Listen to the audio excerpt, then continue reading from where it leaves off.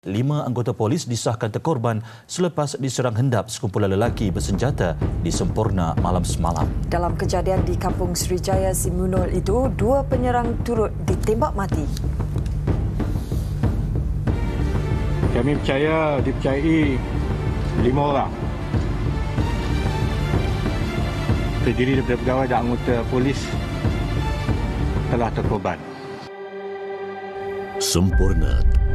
Lokasi tarikan pelancongan ini antara 10 daerah Zon Selamat Sabah Timur (S-Zone) yang diterajui Eastern Sabah Security Command (ESCOM). Koordinasi keselamatan ini melibatkan PDRM, ATM dan APMM. Penubuhan ESCOM ini saya nampak satu tindakan yang amat serius dalam memastikan keselamatan Sabah, Timur Sabah khususnya terus terpelihara. Dan semasa menjadi komander ESCOM, dia memang satu cabaran bagi saya. Macam mana nak menggabungkan semua unit-unit ini untuk bekerja di bawah satu bumbung? Cabaran paling besar. Namun berprinsipkan kepada kerja adik-beradik. ESCOM sebagai satu organisasi keselamatan berjaya mengekang banyak aktiviti keselamatan. Dan ini secara tidak langsung, kalau kita bercakap dalam konteks pelancong sebagai contoh, pelancong antarabangsa dan sebagainya, ia memberikan keyakinan kepada pelancong-pelancong daripada luar negara bahawa sebenarnya pantai Timur Sabah selamat dengan kewujudan ESCOM tersebut, ya. Muka bumi Lahad Datu adalah sama luasnya seperti negeri Melaka. Permukaannya dimonopoli oleh sektor perladangan sawit.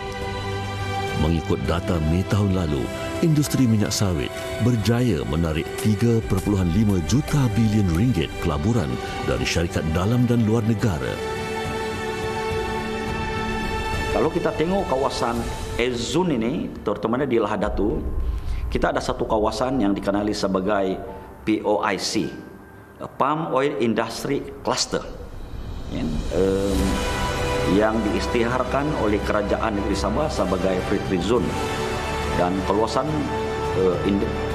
ini yaitu 7.300 hektar mampu untuk digunakan pelabur-pelabur asing datang melabur ke kawasan ini dan membawa model dan juga teknologi, dan sudah tentu ini akan meningkatkan pertumbuhan ekonomi kawasan itu dan seterusnya pada negeri Sabah dan amnya kepada Malaysia. Dan saya pernah menjawab jawatan sebagai komander ESCOM selama 2 tahun lebih, 2017 hingga 2020.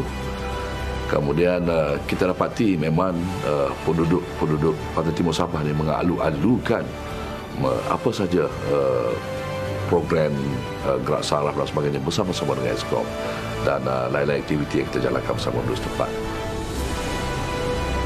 Dahulunya dikenali sebagai Pulau Borneo Utara, bandar ini didiami oleh pelbagai latar belakang kaum dan etnik, antaranya suku kaum Idahan, Bagaha, Bajau, Iranun, Bugis, Sulu, Sungai serta pendatang dari Indonesia dan Filipina.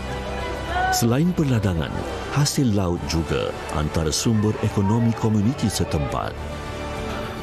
Sekarang ini terkawal dan terjamin, dan kalau tengok pun aktiviti harian berjalan dengan lancar, dan for the past saya rasa lebih kurang hampir daripada tahun 2020 itu lagi dah tak ada berlaku isu-isu pencolekan di Pantai Timur Sabah dan juga rompakan di laut khususnya di Pantai Timur Sabah. Selepas Ops Daulat, pengusaha pisau lapah di Tanjung Labian Lahad Datu ini percaya lebih ramai pengunjung luar yang hadir. Yang sekarang ini kan, Perda sama tentera.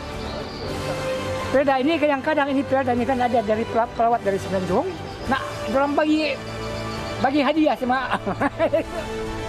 Menganggap kejadian 10 tahun yang lalu sebagai satu sejarah lah yang harus diingat dan juga disimpan sebagai pengajaran kepada kita di kampung.